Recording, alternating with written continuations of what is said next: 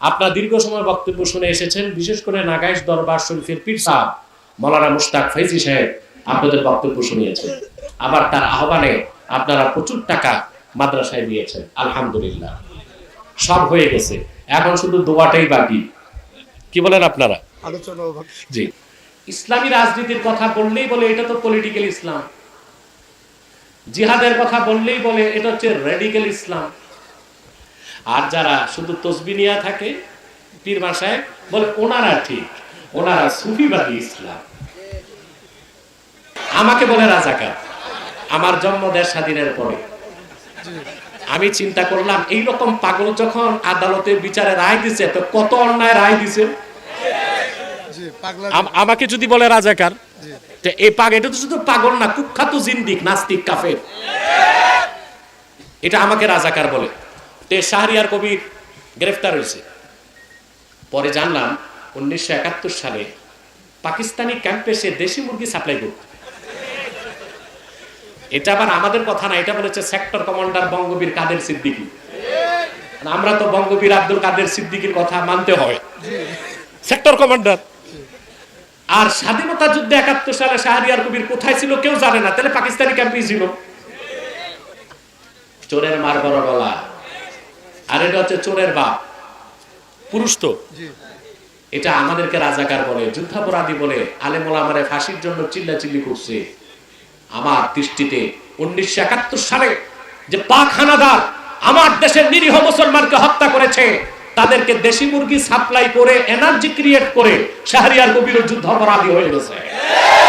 আমরা তার ফাঁসি চাই। শাহরিয়ার কবির সহ যারা ভারতের দালালি করেছে এতদিন, তারাও হচ্ছে যুদ্ধাপরাধী, দেশের শত্রু। দ্রুত ট্রাইব্যুনালে তাদের ফাঁসির আদেশ দিতে হবে।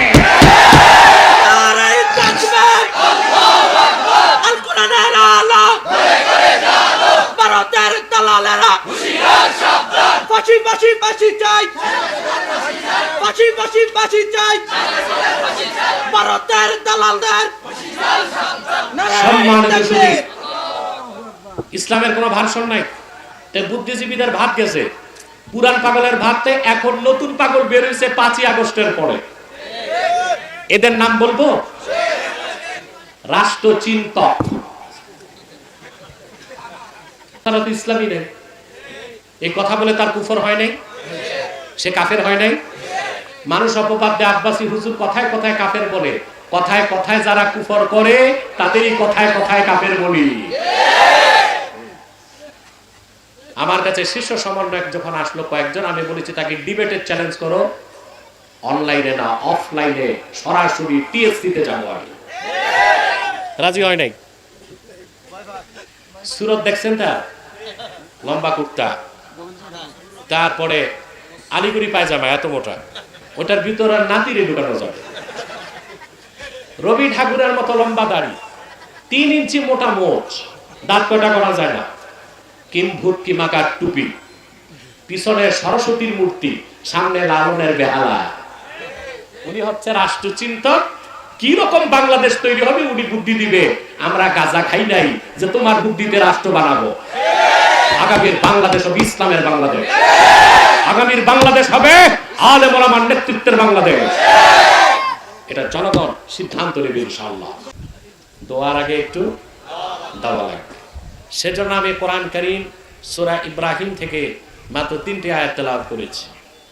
এই 3টি আয়াতকে কেন্দ্র করে নির্ভরযোগ্য মুফাসসির এবং মুহাদ্দিসগণের দৃষ্টিকোণ থেকে কিছু কথা আপনাদের সামনে তুলে ধরার চেষ্টা করব, যদি আল্লাহ পাক আমাকে তৌফিক দান করে।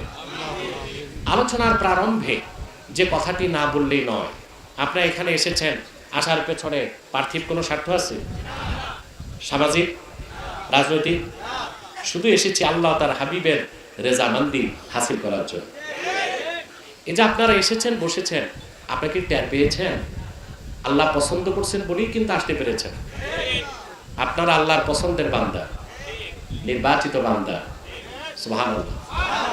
আল্লাহ আপনাদেরকে ভালোবেসেছেন বলে আসতে দিয়েছেন। তার প্রমাণ কি? প্রশ্ন আসে না? সহিহুল বুখারী কিতাবুল ইলমে হযরত মুআবিয়া রাদিয়াল্লাহু তাআলা আনহু থেকে একটি হাদিস এসেছে। আল্লাহর হাবিব ইরশাদ করেছেন, মান ইউরিদিল্লাহু বিহি খাইরান ইউফাক্কিহু ফিদ্দীন। আল্লাহ তাআলা তার যে বান্দার ভালো চান, আল্লাহ তাকে দ্বীনের সমঝদার বানায় দেন।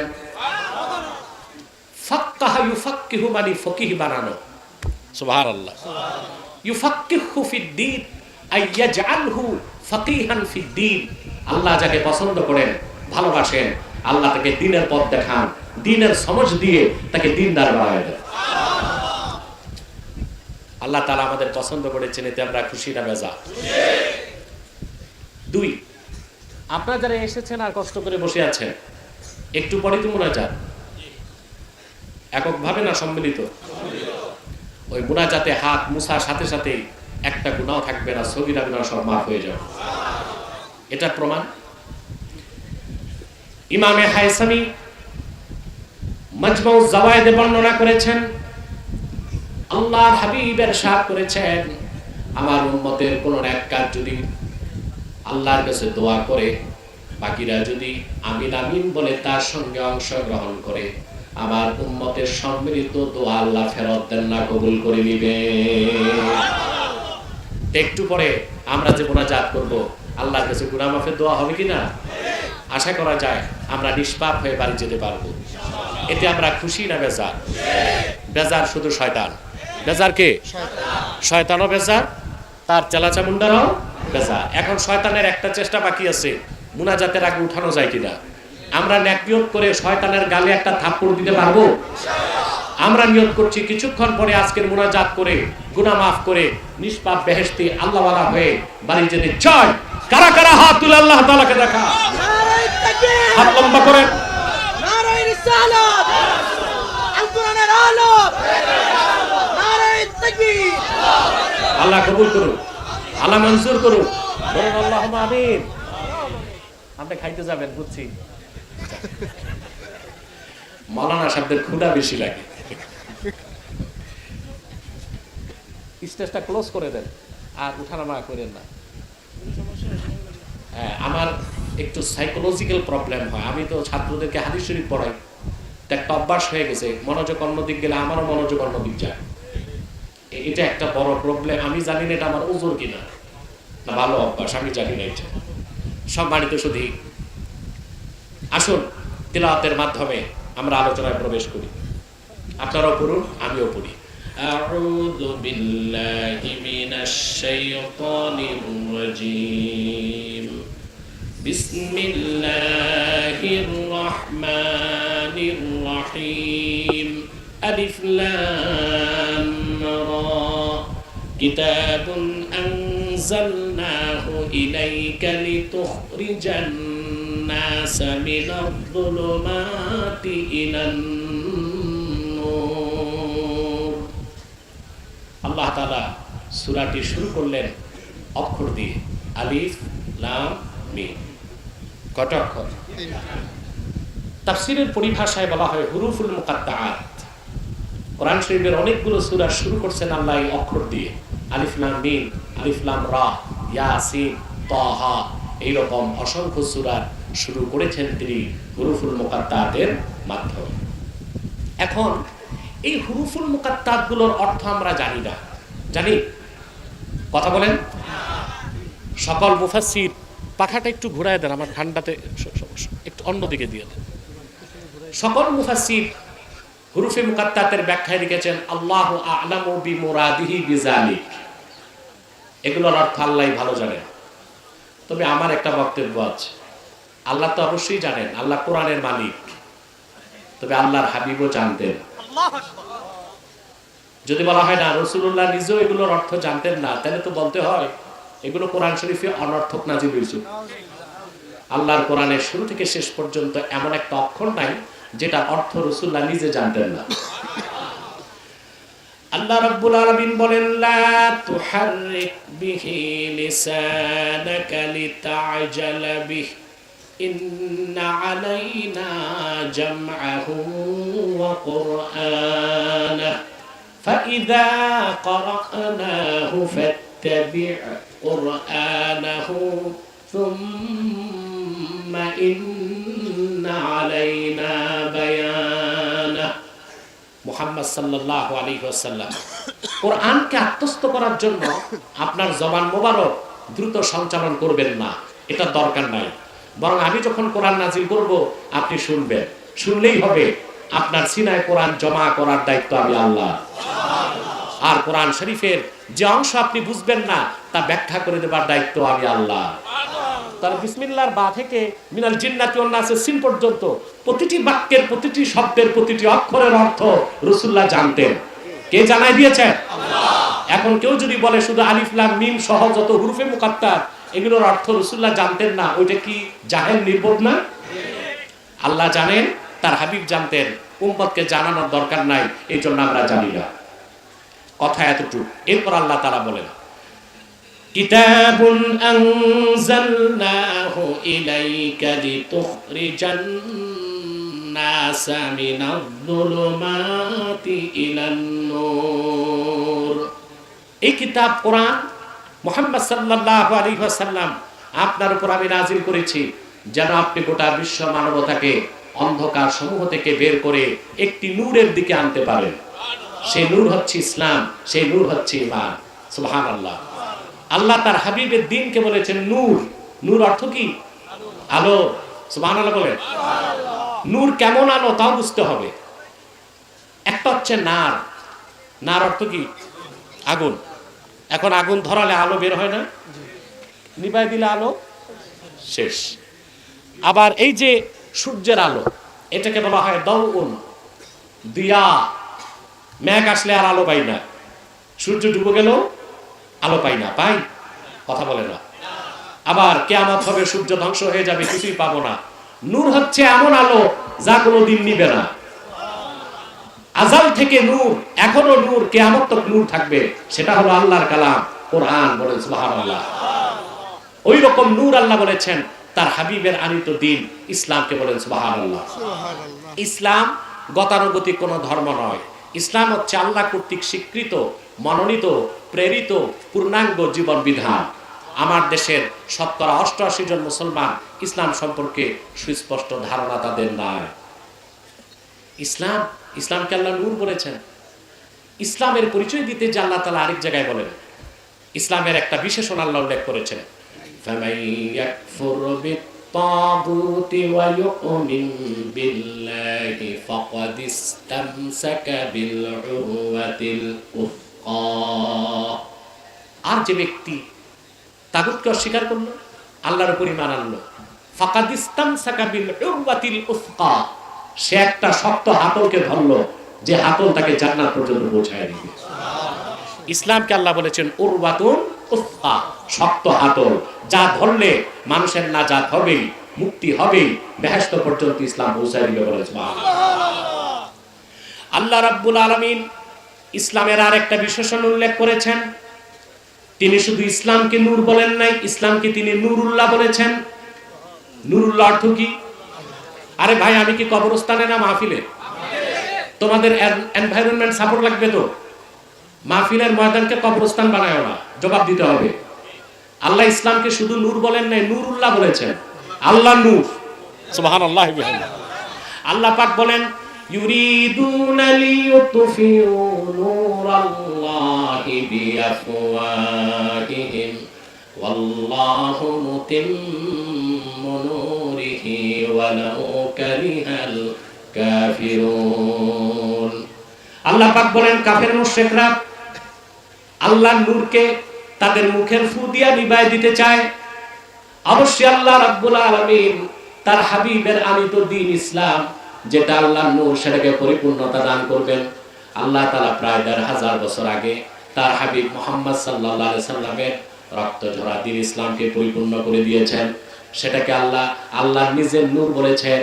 কিয়ামত তক পৃথিবীর সমস্ত তাগুত, কাফের মুশরিক, বেঈমান, পরাশক্তি, অপশক্তি, ধরাশক্তি মিলেও এই যে আল্লাহর নূর ইসলাম, তার এক সরিষা পরিমাণ ক্ষতি করতে পারবে না।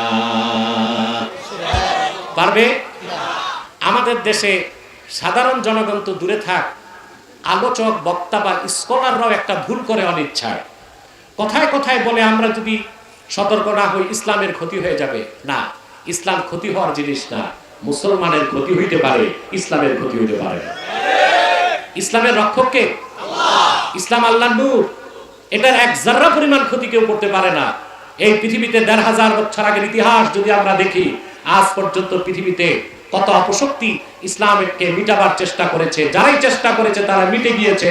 ইসলামের ক্ষতি কেউ করতে পারে নাই, কিয়ামত তো পারবে না। ইসলাম হচ্ছে আল্লাহর নূর, এটা চেরাগে মুহাম্মাদি। যতদিন এই পৃথিবীতে নদীতে জোয়ার আর ভাটা হবে, সমুদ্রের পানিতে ঢেউ সৃষ্টি হবে, বাতাস প্রবাহিত হবে, পাখির কলরব হবে, গাছের পাতা নড়বে, সূর্য উদিত হয়ে অস্ত যাবে, ততদিন পর্যন্ত আল্লাহর নূর দিন ইসলাম চিরাগে মুহাম্মাদি পৃথিবীর মানুষকে আলো বিতরণ করতেই থাকবে। সুবহানাল্লাহ। এটা কার নূর? সুবহানাল্লাহ। আমরা ইসলাম সম্পর্কে আমাদের ধারণা নাই। আমার ভাইয়েরা, আল্লাহ রাব্বুল আলামিন ইসলামকে শুধু নূর বলেন নাই, শুধু নূরুল্লাহ বলেন নাই। আল্লাহ তাআলা ইসলামকে বলেছেন দ্বীনুল্লাহ। এটা আল্লাহর দ্বীন। এই দ্বীনটাকে আল্লাহ নিজের বলেছেন। কি বলেছেন? আল্লাহর দ্বীন। দ্বীনুল্লাহ। দ্বীনুল্লাহ অর্থ কি? আল্লাহর দ্বীন। জোরে বলেন। আল্লাহর দ্বীন। অন্যান্য ধর্ম যেগুলো আছে ইসলাম ছাড়া, নাম থেকেই প্রমাণ পাওয়া যায় ধর্মগুলো কোন একটি সম্প্রদায়। হিন্দু ধর্ম নাম কি প্রমাণ দেয়? ধর্মটা কাদের? খ্রিস্টান ধর্ম, খ্রিস্টান, বৌদ্ধ ধর্ম, বৌদ্ধ, ইহুদি ধর্ম। ইহুদিদের। কোরআনের কোথাও ইসলামকে দ্বীনুল মুসলিমিন বলা হয়েছে? আল্লাহর কোরআনের কোথাও ইসলামকে দ্বীনুল মুসলিমিন বলা হয় নাই, বরং এটাকে দ্বীনুল্লাহ বলা হয়েছে। আল্লাহ রাব্বুল আলামিন বলেন ইযা জাআ নাসরুল্লাহি ওয়াল ফাth ওয়া রাআইতান নাসা ইয়াদখুলুনা ফি দীনিল্লাহি আফওয়াজা। আল্লাহ ইসলামকে বলেছেন দ্বীনুল্লাহ, এটা আল্লাহর দ্বীন। তাহলে একমাত্র ইসলাম হচ্ছে সাম্প্রদায়িকতার ঊর্ধ্বে। কথা বলেন। বাংলাদেশে যারা কাফের, মুশরিক, নাস্তিক, বুদ্ধিজীবী, তাদের ব্যবসার পুঁজি হচ্ছে স্বাধীনতার চেতনা, যুদ্ধাপরাধ, রাজাকার আর সাম্প্রদায়িকতা। এই ব্যবসা গেছে, ব্যবসা পুঁজি সহ গেছে। আছে না গেছে? ব্যবসা, ভণ্ডামি, কত দিতা, এগুলো তাদের নির্ধারিত বুলি। ব্যবসার পুঁজি, রাজাকার, যুদ্ধাপরাধী, স্বাধীনতার চেতনা, তারপরে মুক্তিযুদ্ধের চেতনা, রাজাকার, এরপরে সাম্প্রদায়িকতা, এগুলো তাদের পুঁজি। ব্যবসা শুধু যায় নাই, কেউ পালিয়েছে স্বামীর বাড়ি, কেউ শ্বশুর বাড়ি, কেউ জামাই বাড়ি, কেউ গেছে ওদের বাবা দাদাদের কাছে ব্রিটেন আর আমেরিকা। তওবা করে বিগত অন্যায় প্রায়শ্চিত্ত করার আগ পর্যন্ত বাংলাদেশে আর সেই ব্যবসা চলতে দেওয়া হবে না।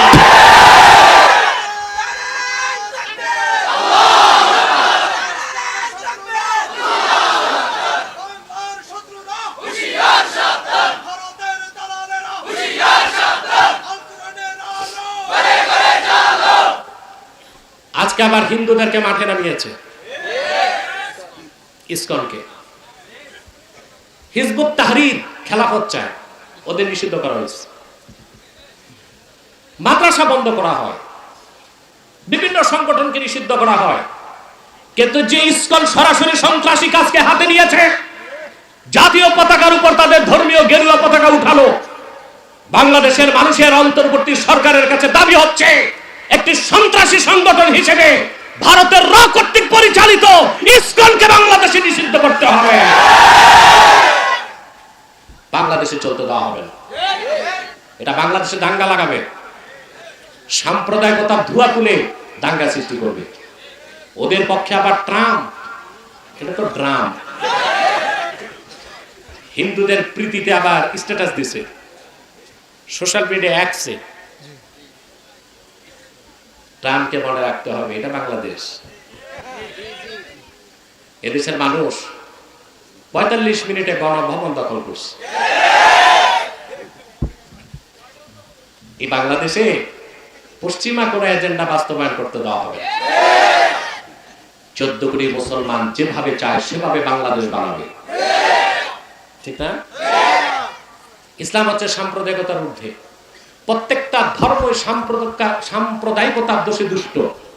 আর ইসলাম শুধু মুসলমানের জন্য না, আল্লাহর হাবিব রাহমাতুল্লিল আলামিন মুহাম্মদ সাল্লাল্লাহু আলাইহি সাল্লাম এই দ্বীন এনেছেন আল্লাহর কাছ থেকে। এই দ্বীন হচ্ছে দ্বীনুল্লাহ, আল্লাহর দ্বীন। অতএব ইসলামী শরিয়া দিয়া দেশ চলুক, এটা চাওয়া কি সাম্প্রদায়িকতা হবে? না। দ্বীন হচ্ছে আল্লাহর দ্বীন, দ্বীনুল্লাহ। জমিন হচ্ছে আরদুল্লাহ, আমরা হচ্ছি ইবাদুল্লাহ। দ্বীন কার? আল্লাহ। জমিন কার? আল্লাহ। বান্দা কার? আল্লাহ। দ্বীনুল্লাহ। জমিন হচ্ছে আরদুল্লাহ, আমরা হচ্ছি ইবাদুল্লাহ। আল্লাহর জমিনে আল্লাহর বান্দারা আল্লাহর দ্বীনের আইনকে রাষ্ট্রীয়ভাবে প্রতিষ্ঠিত করবে। এখানে সাম্প্রদায়িকতার কোনো ধোঁয়া তোলার সুযোগ নয়, ঠিক কিনা? ইসলামকে আল্লাহ তাআলা কতগুলো বিশেষণে বিশেষিত করেছেন। ইসলামকে আল্লাহ বলেছেন নূর, ইসলামকে বলেছেন উরওয়াতুল উসকা, ইসলামকে বলেছেন সিরাতুল মুস্তাকিম, ইসলামকে বলেছেন আল্লাহ নূরুল্লাহ, ইসলামকে বলেছেন আল্লাহ হুদা, ইসলামকে বলেছেন আল্লাহ নূর, ইসলামকে বলেছেন আল্লাহ দ্বীনুল্লাহ। ইসলাম হচ্ছে পূর্ণাঙ্গ জীবন বিধান। এই কোরআনের মাধ্যমে আল্লাহর হাবিব মুহাম্মদ সাল্লাল্লাহু আলাইহি সাল্লাম ইসলামকে প্রতিষ্ঠিত করেছেন। আর এই কোরআনের মাধ্যমে তিনি গোটা বিশ্ব মানবতাকে অন্ধকার থেকে মুক্ত হয়ে ইসলামের পথ দেখিয়েছেন ১৫০০ বছর আগে। বলেন সুবহানাল্লাহ। এরপর আল্লাহ তাআলা বলেন বিইذনি রাব্বিহিম ইলা সিরাতিল আজিজিল হামিদ। সুবহানাল্লাহ। মুহাম্মদ সাল্লাল্লাহু আলাইহি সাল্লাম আপনার উপর কোরআন নাজিল করেছি যেন আপনি গোটা মানব জাতিকে অন্ধকার সমূহ থেকে একটি নূর তথা ইসলামের দিকে বের করে আনেন, মানব জাতির রবের অনুমতিতে। আবার ইসলামকে আল্লাহ বললেন ইলা সিরাতিল আজিজিল হামিদ। এই ইসলাম হচ্ছে যিনি আজিজ, যিনি হামিদ, ওনার মনোনীত পথ। সুবহানাল্লাহ। ইসলাম কার পথ? আল্লাহর পথ। ইসলাম কার মত? আল্লাহ। আমাদের দেশে কিছু সাধারণ জনগণ প্রায় একটা কথা বলে, এই হুজুর বলে এইটা, এই হুজুর বলে এইটা, যাব কোন পথে? এটা হচ্ছে জিএমটিটি, জাতে মাতাল তালে ঠিক মুসলমানের কথা।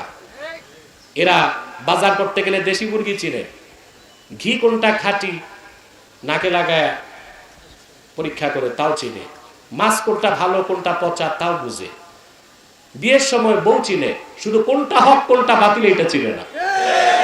এটা হচ্ছে জাতে মাতাল তালে ঠিক। কে কোন পথে ডাকলো তা দেখতে হবে না, একটাই পথ আল্লাহ, সেটা ইসলাম। সুবহানাল্লাহ। ওইটাকে আল্লাহ বলেছেন সিরাতিল আজিজিল হামিদ। ওই পথটা হচ্ছে ইসলাম, হচ্ছে আল্লাহ কর্তৃক স্বীকৃত মনোনীত পথ। এটা একটাই। এটা কয়টা? ইসলাম একটাই। ইসলামের কোনো ভার্সন নাই, ইসলামের কোনো ভার্সন নাই। বাংলাদেশে যে কত সমস্যা, আমার বিশ্বাস গণতন্ত্র দিয়ে এই দেশ ঠিক করা যাবে না। এই দেশে লাগবে সোর্ড অফ জাস্টিস, ন্যায় বিচারের তরবারি। ওটার আরেক নাম জিহাদের তরবারি। এটা ছাড়া এই দেশ ঠিক করতে পারবেন না। আরেকটা পারেন, যদি উত্তর কোরিয়ার প্রেসিডেন্ট, তাকে আমি বলি উইল্ড ডিক্টেটর প্রেসিডেন্ট কিম জন উন নাকি, এই ব্যাটারি যদি এর বাংলাদেশে দেন 1 ঘন্টায় দেশ ঠিক করে দিবে। ও কথা বলে না, ও ট্রিগার চাপে। ওর দেশে বন্যা পরিস্থিতি নিয়ন্ত্রণ করতে ব্যর্থ হয়েছে 32 জন অফিসারকে বন্যা ঠেকাইতে পারলো না, কেন? গুলি করে মেরে ফেলছে। ওর বাবা মারা যাওয়ার পর 7 দিন হাসা মানা ছিল, যারা হেসেছে গুলি করে মেরে ফেলছে। ওর মেয়ে যেরকম চুল কাট করেছে, যারা ওই রকম চুল কাট করেছে সবার চুল চেষে দিয়েছে। তো এই বাংলাদেশ ঠিক করতে দুইটার একটা, হয় শরিয়া আইন লাগবে, নতুবা ওই জঙ্গলি রে এনে এই জঙ্গল সাফ করে দিতে হবে।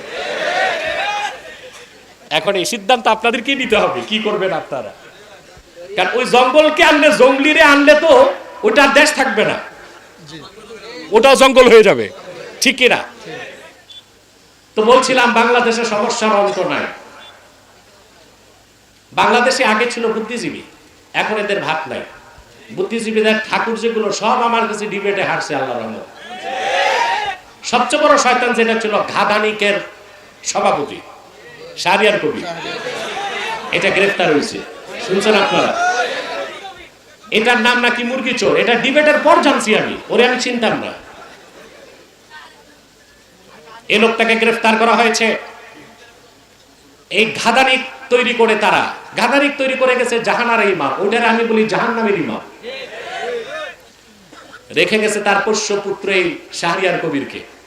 এটার কাজই হচ্ছে দেখে দেখে আলেম ওলামাদেরকে রাজাকার বলা। আপনারা দেখছেন 5 আগস্টের আগে বাংলাদেশের এক বিচারপতি আমাকে বলে রাজাকার, আমার জন্ম দেশ স্বাধীনের পরে। আমি চিন্তা করলাম এইরকম পাগল যখন আদালতে বিচারে রায় দিছে, তো কত অন্যায় রায় দিছে। আমাকে যদি বলে রাজাকার, এই এটা তো শুধু পাগল না, কুখ্যাত জিন্দিক, নাস্তিক, কাফের। এটা আমাকে রাজাকার বলে। তে শাহরিয়ার কবির গ্রেফতার হয়েছে। পরে জানলাম 1971 সালে পাকিস্তানি ক্যাম্পে সে দেশি মুরগি সাপ্লাই করত। এটা আবার আমাদের কথা না, এটা বলেছে সেক্টর কমান্ডার বঙ্গবীর কাদের সিদ্দিকী। আমরা তো বঙ্গবীর আব্দুল কাদের সিদ্দিকীর কথা মানতে হয়, সেক্টর কমান্ডার। আর স্বাধীনতা যুদ্ধে 71 সালে শাহরিয়ার কবির কোথায় ছিল কেউ জানে না, তাহলে পাকিস্তানি ক্যাম্পে ছিল। চোরের মার বড় গলা, আর এটা হচ্ছে চোরের বাপ, পুরুষ তো। এটা আমাদেরকে রাজাকার বলে, যুদ্ধাপরাধী বলে, আলেম ওলামারে ফাঁসির জন্য চিল্লাচিল্লি করছে। আমার দৃষ্টিতে 1971 সালে যে পাক হানাদার আমার দেশের নিরীহ মুসলমানকে হত্যা করেছে, তাদেরকে দেশি মুরগি সাপ্লাই করে এনার্জি ক্রিয়েট করে শাহরিয়ার কবির যুদ্ধাপরাধী হয়ে গেছে। আমরা তার ফাঁসি চাই। শাহরিয়ার কবির সহ যারা ভারতের দালালি করেছে এতদিন, তারাও হচ্ছে যুদ্ধাপরাধী, দেশের শত্রু। দ্রুত ট্রাইব্যুনালে তাদের ফাঁসির আদেশ দিতে হবে।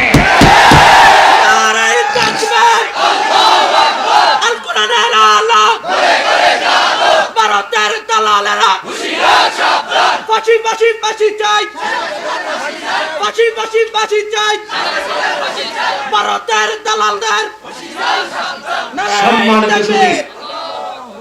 ইসলামের কোনো ভাষণ নাই, বুদ্ধিজীবীদের ভাত গেছে।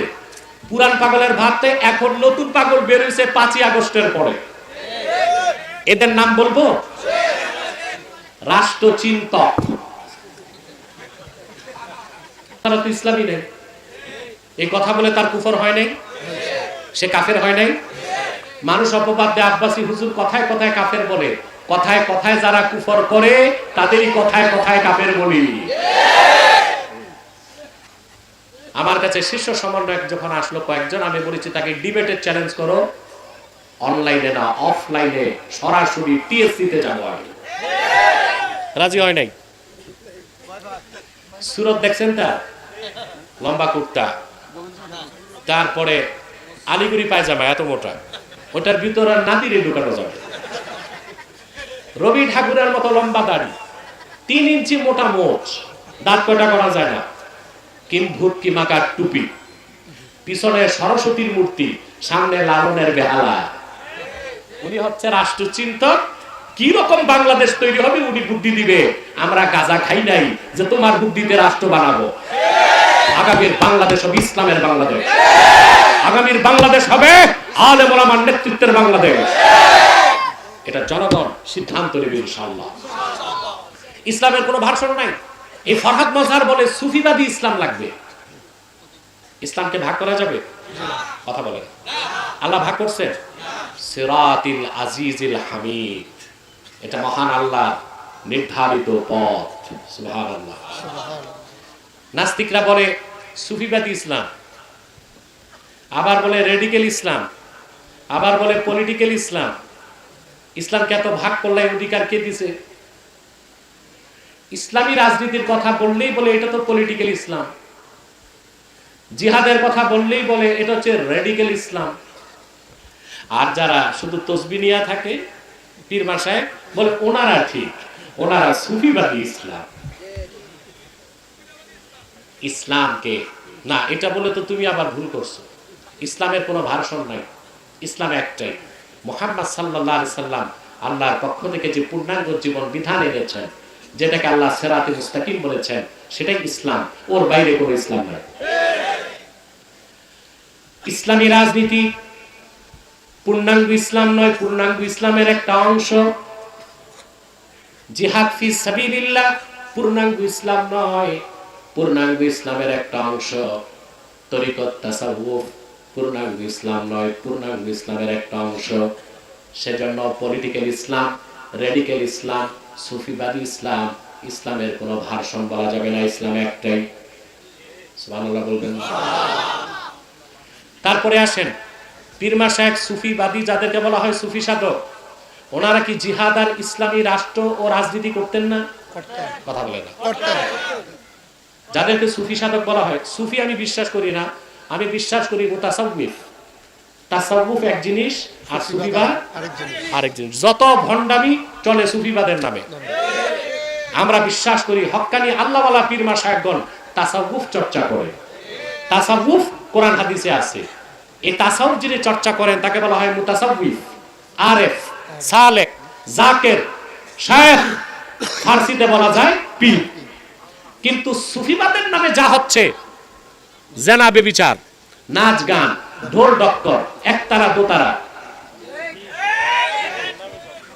কলকি টানাটানি, আর যত শেরকি কথা, কুফরি কথা, এগুলো সুফিবাদের নামে হয়, এগুলো ভণ্ডামি, এগুলোর সাথে ইসলামের কোনো সম্পর্ক নয়।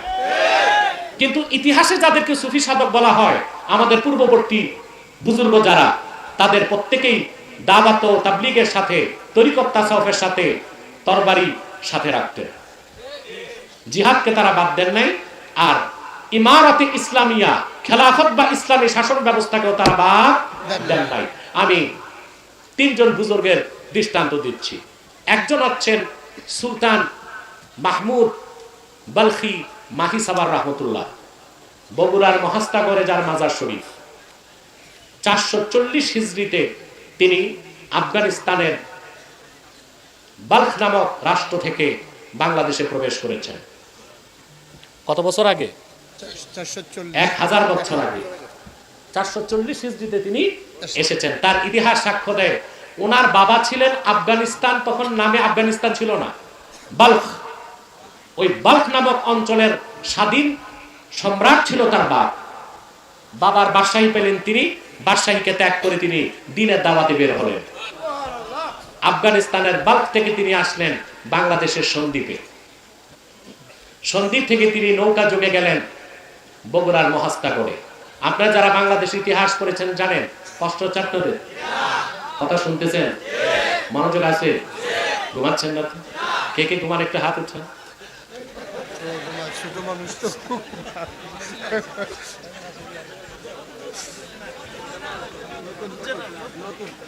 বুঝে না, বুঝে না। আরে মুরব্বী না, এটা বাচ্চা।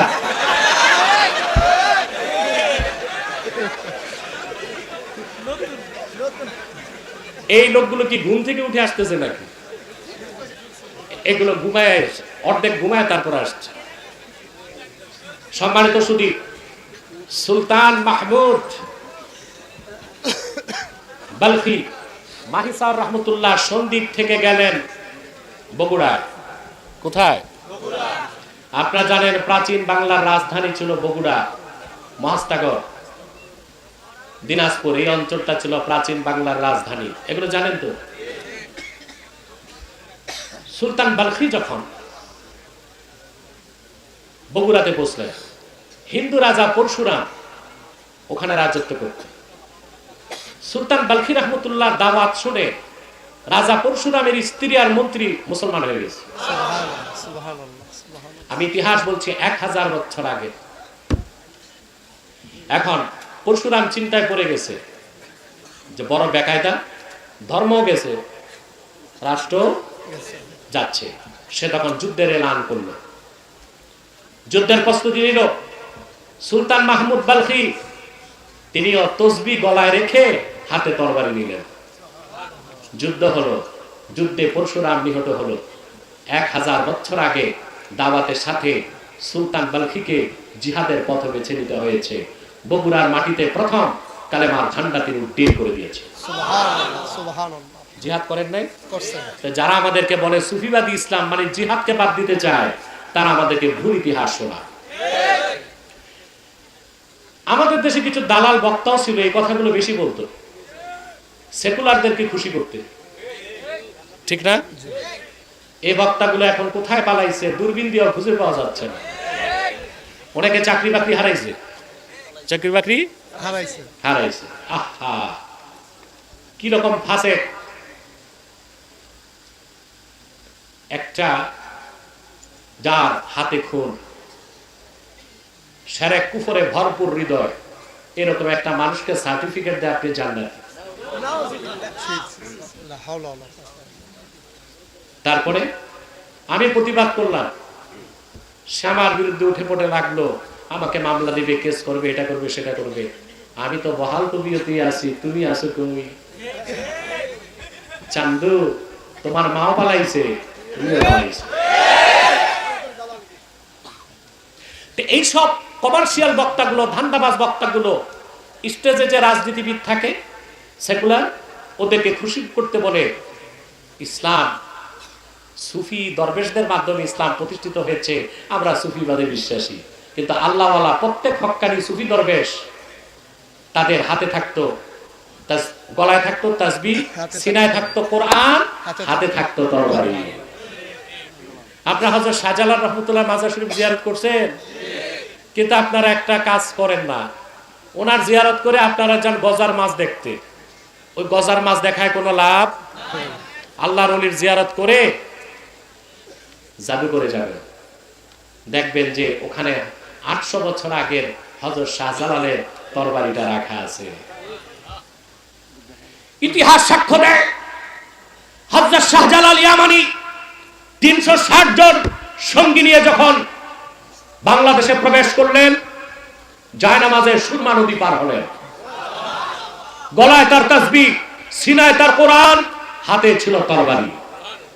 গৌর গোবিন্দ যখন সামনে এসে দাঁড়ালো, তার বিষ দাঁতকে ভাঙতে হযরত শাহজালাল তরবারি চালালেন। এই ইতিহাস বলা হয় না কেন? হযরত মঈনুদ্দিন চিশতি রহমাতুল্লাহ আজমিরে আসলেন। কোথায়? আসবে ওখানে ছিল পৃথ্বীরাজ। তিনি খাদেমকে পাঠালেন, যাও পৃথ্বীরাজকে ডাকো। পৃথ্বীরাজ খাদেমকে বলল, আমি রাজা আর উনি ফকির দরবেশ, তো এখানে আমি যাবো কেন, ওনাকে ডাকো। হযরত মঈনুদ্দিন চিশতি খাদেমকে বলল, ঠিক আছে, ও তো এমনি আসবে না, আমি আনতেছি। ওনার পায়ের সামনে 2টা খরম পাঠায় দিয়েছেন। এই খরম যে 2 গালে বাইরে শুরু করছে পিটা। এখন পৃথ্বীরাজের লোকজন বলল, স্যার, এ তো ওই যে আল্লাহওয়ালা দরবেশ, এই খরম তো তার পায়ে দেখছি, জলদি যান। দৌড়ায় গেছে হযরত মঈনুদ্দিন চিশতির কাছে। সে কালেমার দাওয়াত গ্রহণ করে নাই।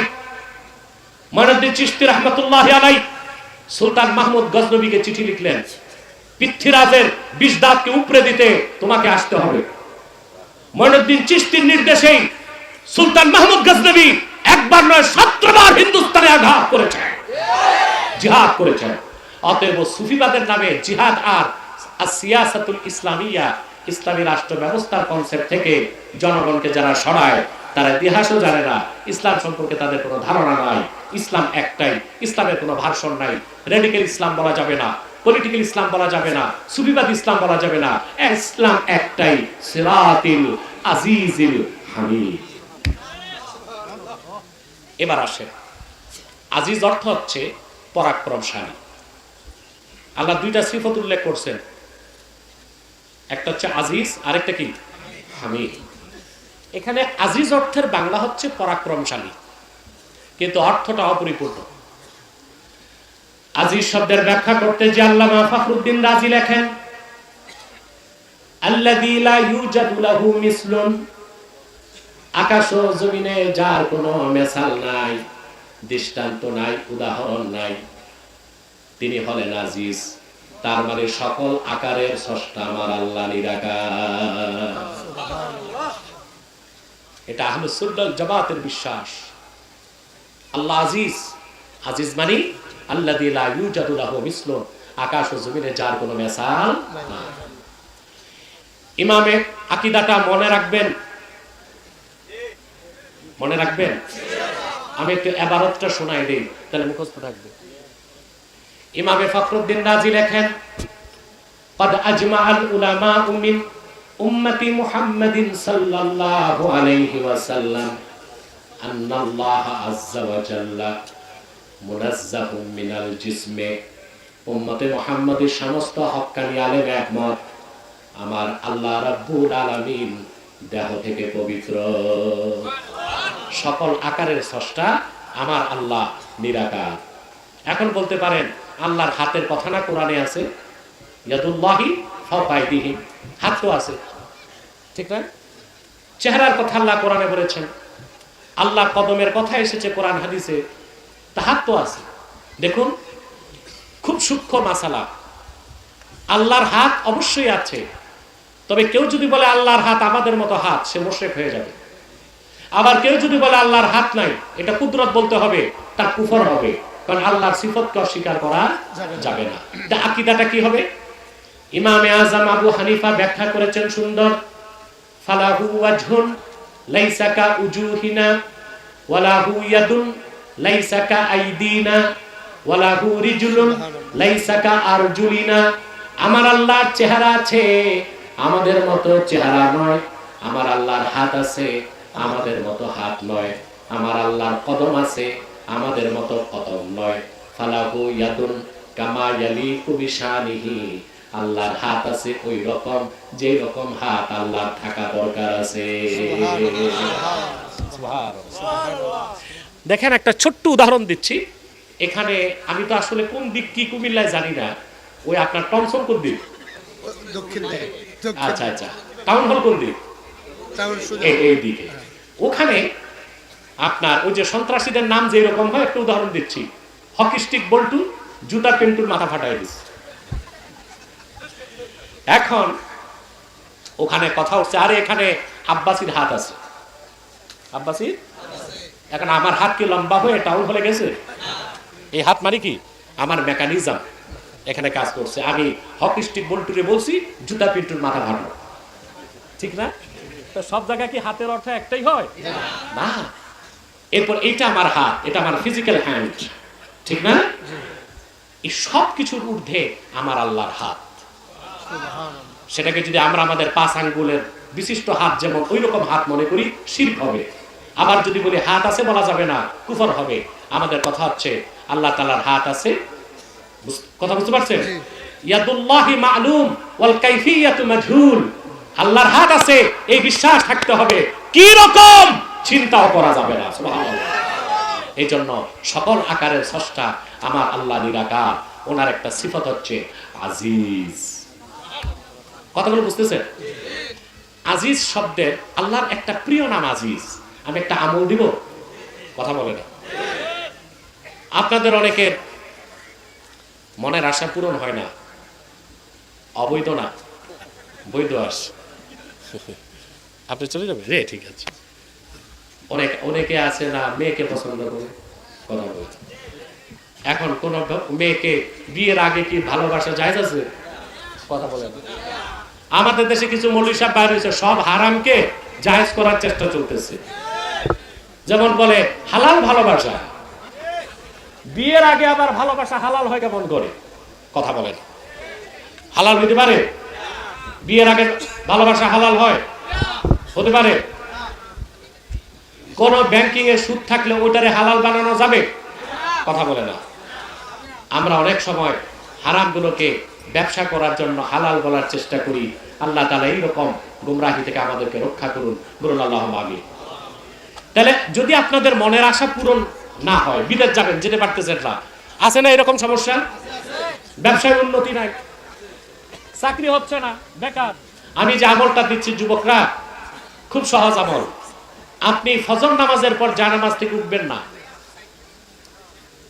100 বার দরুদ সালাম করে 1000 বার পড়বেন ইয়া আজিজু। একটা সংখ্যা বাড়বেও না, একটা সংখ্যা কমবেও না। এরপর আবার 100 বার দরুদ সালাম করে আল্লাহর কাছে বলবেন, আল্লাহ তোমার আজিজ নামের উসিলায় আমার এই ন্যাক আশা পূরণ করো। 7 দিনের মধ্যে আল্লাহ তাআলা মনের আশা পূরণ করে দিবেন। পারবেন না? আপনারা আমল নিজেরা করবেন, আন্দাজি কবিরাজের কাছে দৌড়াবেন না। ওরা কিন্তু পয়সা টয়সা নিয়ে ধোঁকা দিয়ে দিবে, ঠিক না? এখন কবিরাজের অভাব নেই দেশে, হাজারো কবিরাজ বের হয়ে গেছে। তারপরে পয়সা টয়সা নিয়ে আপনাদেরকে ধোঁকা দিচ্ছে কিনা? আল্লাহ আল্লাহ বুজুর্গ হক্কানি পীর মাশায়েখদের কাছে যাবেন। কথা বুঝতে পারছেন? তাহলে আল্লাহর একটা নাম হচ্ছে আজিজ, আর একটা হচ্ছে হামিদ। আরেকটা কি? হামিদ এখানে মাহমুদ অর্থে। কি অর্থে?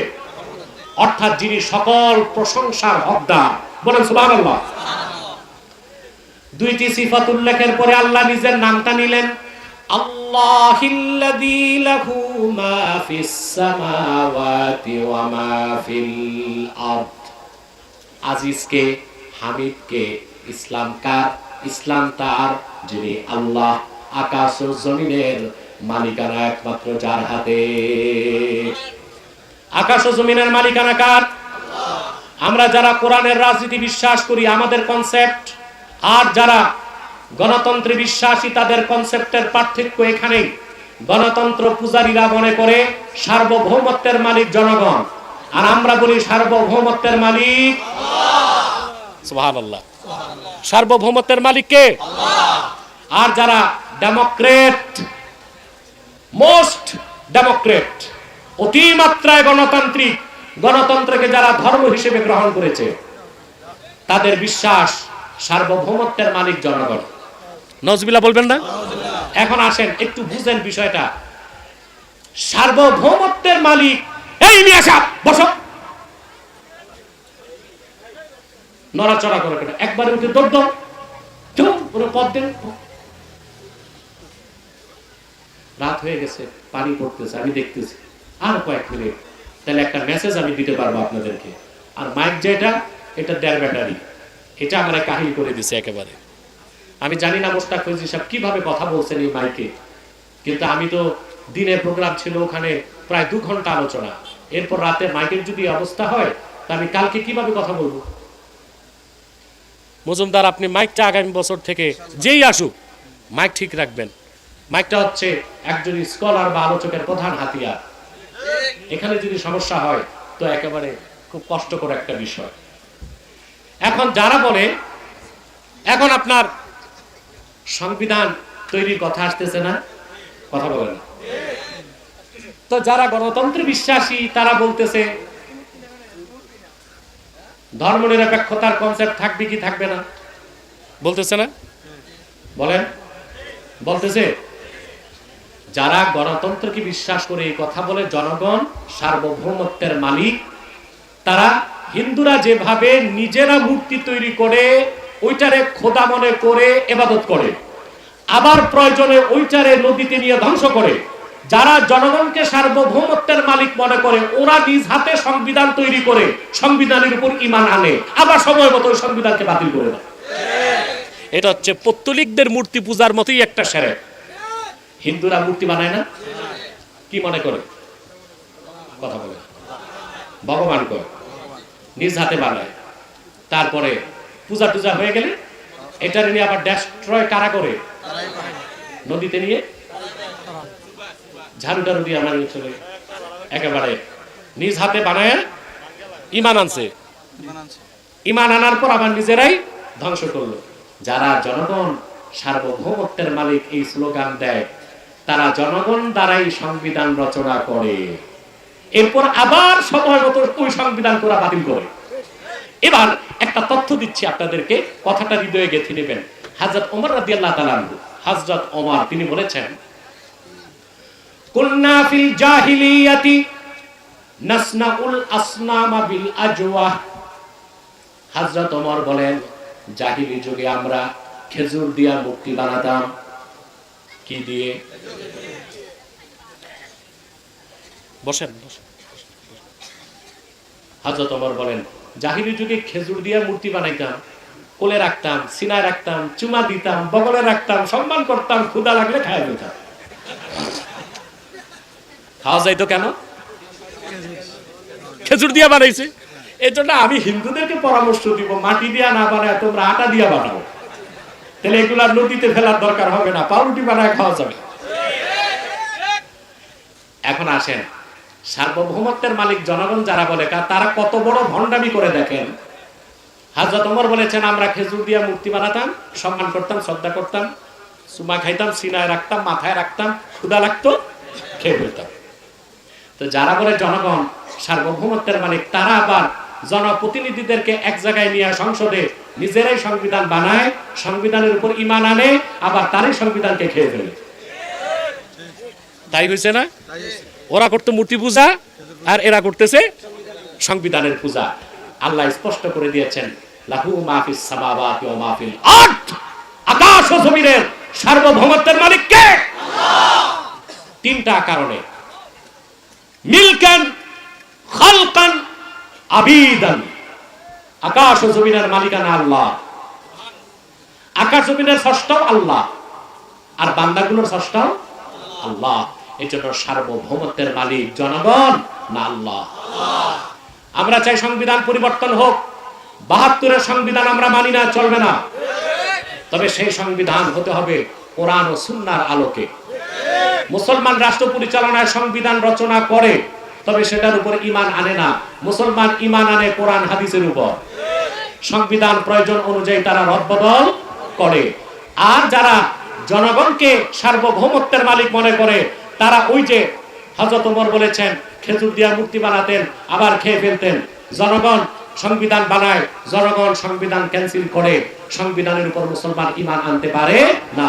আল্লাহ পাক তারপর বলেছেন, ওয়াইলুল লিল কাফিরিনা মিন আযাবিন শাদীদ। কাফিরদের জন্য রয়েছে দুর্ভোগ, তাদের জন্য রয়েছে কঠিন শাস্তি। আল্লাহ তাআলা এই কথাগুলোর উপর আমল করার তৌফিক আমাদেরকে দান করুন। বলুন আল্লাহুম্মা আমিন। আসুন আমি মুনাজাত করছি পবিত্র ঈদ মিলাদুন নবী সাল্লাল্লাহু আলাইহি সাল্লাম স্মরণে 15তম বার্ষিক ওয়াজ ও দোয়া মাহফিল। এটা হচ্ছে আপনাদের ধর্মপুর পূর্ব চৌমুহনীতে, চিনেন আপনারা? ওখানে আমি থাকবো, প্রধান বক্তা মুশতাক ফৈজি সাহেব, নাগাইশের পীর সাহেব থাকবেন, এবং আমাদের কুমিল্লা খেতাসার যিনি আছেন হযরত আল্লামা জাবেদ আলম জনপুরি পীর সাহেব জনপুরি থাকবেন।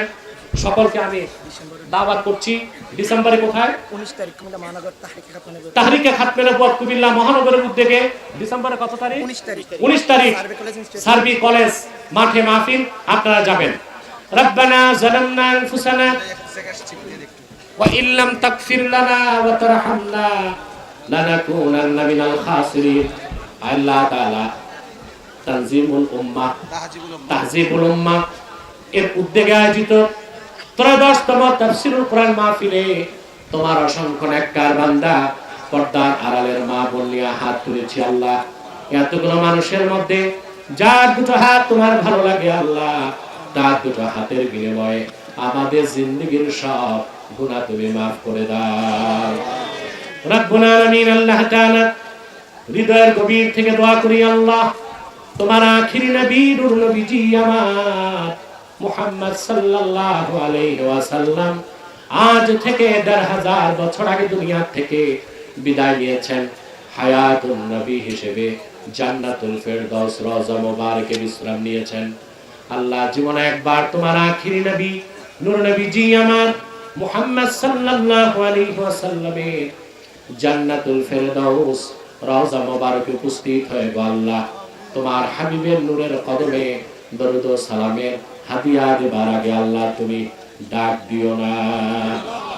রব্বুল আলামিন, একবার বা একাধিকবার যারা সোনার মদিনায় নূরের মদিনায় যেতে পেরেছি আল্লাহ, জীবনে বারবার তোমার আখিরি নবী নূর নবীজি আমার মুহাম্মদ সাল্লাল্লাহু আলাইহি ওয়াসাল্লামের নূরের শহর মদিনাতুল মুনাওয়ারা জিয়ারতের জন্য তাদের কপালটা খুলে দাও। হৃদয়ের গভীর থেকে দোয়া করি আল্লাহ, তোমার আখিরি নবী নূর নবীজি আমার মুহাম্মদ সাল্লাল্লাহু আলাইহি ওয়াসাল্লামের নূরের চেহারা মোবারক স্বপ্নে একবার দেখে গো আল্লাহ, জান্নাত ওয়াজিব হবার আগে তুমি ডাক দিও না। একবার বা একাধিকবার যারা আল্লাহ তোমার আখিরি নবী নূর নবীজি আমার মুহাম্মদ সাল্লাল্লাহু আলাইহি ওয়াসাল্লামের নূরের চেহারা মোবারক স্বপ্নে দেখার সৌভাগ্য লাভ করেছে আল্লাহ, জীবনে বারবার দেখার জন্য তাদের কপালটা তুমি জান্নাতি কপাল বানায় দাও। আল্লাহ, আমাদের অনেকের বাবা নাই, অনেকের মা নাই, অনেকের বাবা মায়ের জন্য নাই। যত মানুষের বাবা মা দুনিয়ার থেকে বিদায় নিয়ে অন্ধকার কবরে চলে গেছে আল্লাহ, সকল মুসলমান বাবা মার কবরকে আল্লাহ তুমি দয়া করে জান্নাতের বাগান বানায় দাও। আল্লাহ, আমাদের মুশকিলাতকে আসান করে দাও, নেক হাজাত ও চাহাতকে কবুল করে নাও। আল্লাহ, আমার কলিজার টুকরা যুবক ভাইগুলোকে তুমি কবুল করো, সহিহ আকীদার ধারক বানায় দাও, আহলুস সুন্নাহ জামাতের অনুসারী বানায় দাও, তাহরিকে খাতমে নবুয়ত বাংলাদেশের সৈনিক বানায় দাও। আল্লাহ, যারা বেকার তাদের চাকরির ব্যবস্থা করে দাও, যাদের ব্যবসা আছে ব্যবসায় লক্ষ্য করে বরকত দান করো। আল্লাহ, তাহজিবুল উম্মাহ মাদ্রাসা এখানে ছোট ছোট কুচিকাচা বাচ্চাদেরকে আদর্শ মানুষ হিসেবে গড়ে তুলছে। তাদের ইখলাসকে পূর্ণ মাত্রায় পৌঁছে দাও, তারা যেন সুন্দরভাবে মানুষগুলোকে গড়ে তুলতে পারে সেই তৌফিক তুমি দান করো। আল্লাহ, এখানে বিভিন্ন পেশার মানুষ আছে, সকলকে তুমি কবুল করো। পর্দার আড়ালের মা বোনদের জিন্দেগীর গুনাহগুলো মাফ করে তাদের প্রত্যেককে এক একটি সোনার সংসার তুমি হাদিয়া করে দাও।